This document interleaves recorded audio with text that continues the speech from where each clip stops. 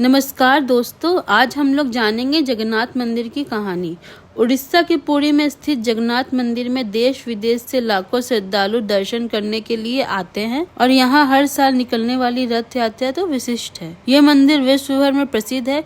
क्या आप इस मंदिर की स्थापना और पौराणिक इतिहास के बारे में कुछ जानते हैं? चलिए मैं आपको इसके बारे में बताती हूँ। बहुत समय पहले की बात है कि राजा इंद्रद्युम्न भगवान विष्णु के बहुत बड़े भक्त थे और उनके मन में हमेशा यह इच्छा रहती थी कि किसी तरह उन्हें भगवान विष्णु के साक्षात दर्शन हो जाए।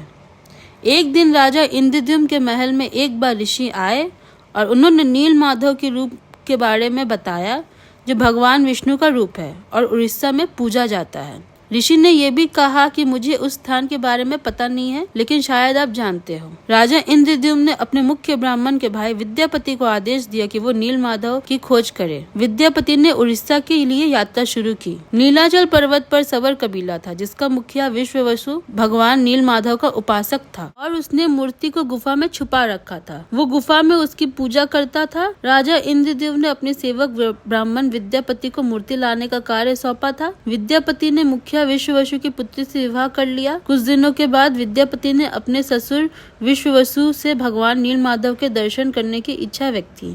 पहले तो विश्ववसु ने मना कर दिया, परंतु बाद में बेटी की जिद के कारण हाँ कर दी। विश्ववसु विद्यापति की आंख पर पट्टी बांधकर भगवान नील माधव के दर्शन कराने ले गया। विद्यापति चतुराई करके जाते समय रास्ते में सरसों के दाने गिराता गया और बाद में सरसों के दानों के जरिए गुफा में मूर्ति चुराकर राजा को दे दी। विश्ववसु भगवान नील माधव की मूर्ति चोरी होने से बहुत दुखी हुआ और अपने भक्तों के दुख को देखकर भगवान भी दुखी हो गए और उसी गुफा में वापस लौट गए।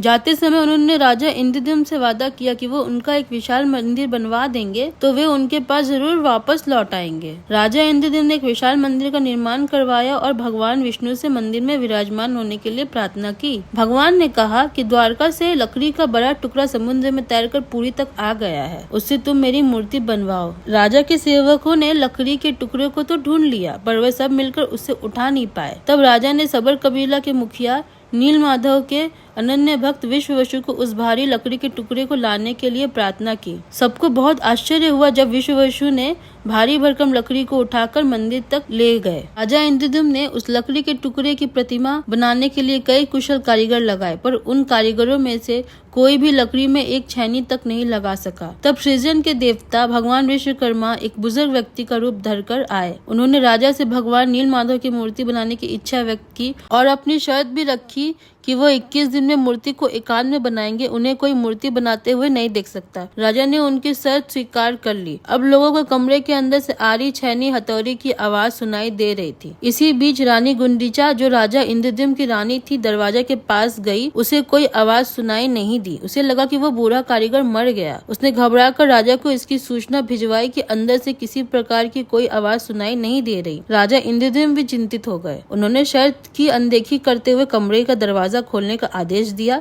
जैसे ही कमरा खोला गया तो बूढ़ा व्यक्ति कहीं दिखाई नहीं दिया और कमरे में 3 अधूरी मूर्तियां प्राप्त हुई। भगवान नील माधव, जगन्नाथ और उनके भाई के छोटे छोटे हाथ बने थे, लेकिन उनकी टांगे नहीं बनी थी और सुभद्रा जी के तो हाथ पांव ही नहीं बने थे। भगवान जगन्नाथ ने उन्हें स्वप्न में दर्शन देकर कहा कि वे अब काठ की मूर्ति में ही प्रकट होकर भगवान को दर्शन दिया करेंगे। राजा इंद्रद्युम्न ने इसे भगवान जगन्नाथ की इच्छा मानकर इन अपूर्व प्रतिमाओं को मंदिर में ही स्थापित कर दिया। इस प्रकार तब से भगवान जगन्नाथ और उनके भाई बहन इसी रूप में भक्तों को दर्शन दे रहे हैं। अगर आपको ये वीडियो पसंद आई हो तो इसे लाइक और शेयर करें।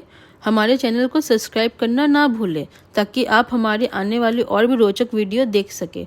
धन्यवाद। जय जगन्नाथ।